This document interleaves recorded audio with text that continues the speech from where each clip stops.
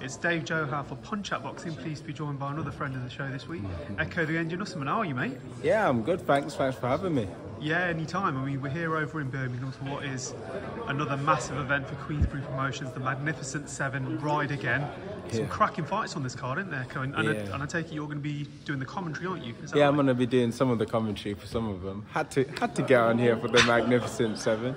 Yeah. Looking forward to a good few fights. Dennis McCann's fight I'm looking forward to, Liam's, and obviously Heaney as well.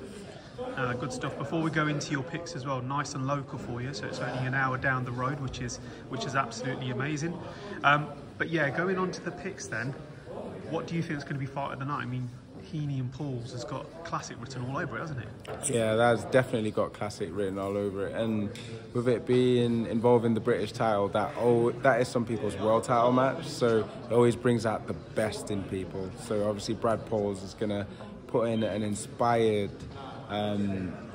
account of himself tomorrow night, and obviously Heaney is going to have his first proper defence, so he's going to be amped and chewing at the bit to obviously keep his belts. And he made a comment about how going into the ring, like, you have to give the belts back anyway, so it's like he has to prove himself once again. So yeah, it's going to be a wicked match. The original Magnificent Seven, I think you were on that one, weren't you? And yeah. I'll be honest with you, I didn't expect Heaney to beat Denzel Bentley. I didn't expect your loss as well. It had some, should we just say, some upsets on there as well in terms of the card. But obviously people move on and you know, and they come better and so on and so forth. Yeah. How surprised were you at Nathan Heaney's progression so far? Because loads of people have written him off, haven't they, in terms of his career, and now he's headlining this massive cup. Yeah. I think, well, in boxing it's all about, well, part of boxing is about humility as a fighter, whether you take your losses or you can admit to yourself, this guy is maybe a touch above what I normally perform at, so I'm going to have to work on this. I'm going to have to really use my ring mastery and watch out for these certain cues from this boxer and that. And Heaney definitely went away and did that before the match. So obviously he wasn't gifted a win, but he was gifted the inspiration to put in that performance, and obviously it paid off. And another big fight on the night is the return of Joyce, the juggernaut. He's back, fighting over in Birmingham. Massive fight. Do you see Joe Joyce as a routine win? Do you see him stopping Ali, or how do you see that one going? I do see him stopping Ali. I'd be interested to see how he goes about it. If the matches with Jilly Jang obviously hurt his confidence a little bit, he would have been going away to work on things, so this will be a match to help him feel that oomph again.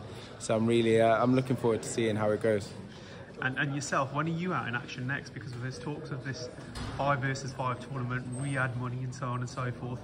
I take it you'll be itching to go on that, but when are you out in action next, Ekow? Well, never count me out. I mean, I jumped onto Tyson Fury's match with a week's notice. So, oh yeah. Yeah, that time was a couple of years ago now, yeah. I've been training since December last year, so I'm in good nick. I am probably 6 weeks out from fight ready, and so I'm looking to be out as soon as possible, really.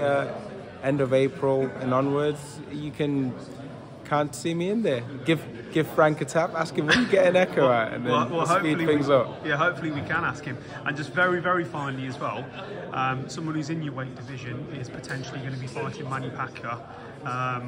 What's your thoughts on that? I mean, clearly, you know, in terms of fighting people like yourself, do you think that window has just completely passed now in terms of you can't because of the British Board of Boxing Control? What's your thoughts on that actual fight though? Do you think it's a valid fight, or do you think it's a bit of theatre? It's a bit of a theatre fight, public perception and whatnot. Like, beat a great, you can obviously buzz about it, say you have done it, but he's not. Pacquiao is an amazing, like, tremendous fighter, but he's not a live opponent in the sense that he's chomping at the bit to get up the ranks, and he's training like the animal he used to be or train like. So yeah, it would be a good fight on paper to watch. But in terms of what you get out of it, I don't think it's the same as said fighter fighting a live opponent. And in terms of the British Boxing Board, from what I've heard as a boxer, I think, well, Eddie Hearn put something out there saying he's quite a lot more closer to getting him and back on the British Board of Boxing Control. And when that happens, he's going to hear from me, because I'm one of those live fighters that he should have already fought. Yeah, it makes sense. I mean, you know, everyone wants to see him back for those live fights, you know, for that.